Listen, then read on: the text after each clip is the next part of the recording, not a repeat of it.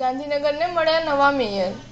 પાટનગરના નવા મહિલા મેયર તરીકે મીરા પટેલ અને ડે મેયર તરીકે નટવરજી ઠાકોરની સર્વાનુમતે વરણી।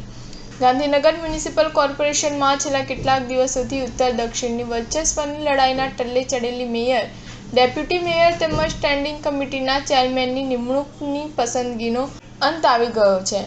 ગઈકાલે મોડી સાંજે શરૂ થયેલી પાર્લામેન્ટરી બોર્ડની બેઠકમાં પણ રાત સુધી કોંકડું ગુંચવતા સસ્પેન્સ યથાવત રહ્યું હતું।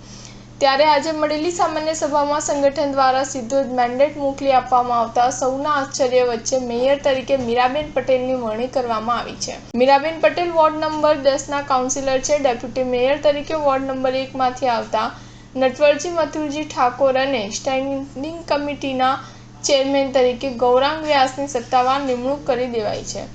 ગાંધીનગર મહાનગરપાલિકાની સામાન્ય સભામાં શાસક પક્ષના 43 સભ્યો દ્વારા આજે મહિલા મેયર તરીકે વોર્ડ નંબર 10ના કાઉન્સિલર મીરાબેન પટેલની અને ડેપ્યુટી મેયર તરીકે વોર્ડ નંબર 1માંથી આવતા નટવરજી મથુરજી ઠાકોરની સર્વાનુમતે પસંદગી કરવામાં આવી છે, તો સ્ટેન્ડિંગ કમિટીના ચેરમેન તરીકે ગૌરાંગ વ્યાસની નિમણૂક કરાઈ છે। સ્ટાર ન્યૂઝ 7 હંમેશા સચ્ચાઈની સાથે।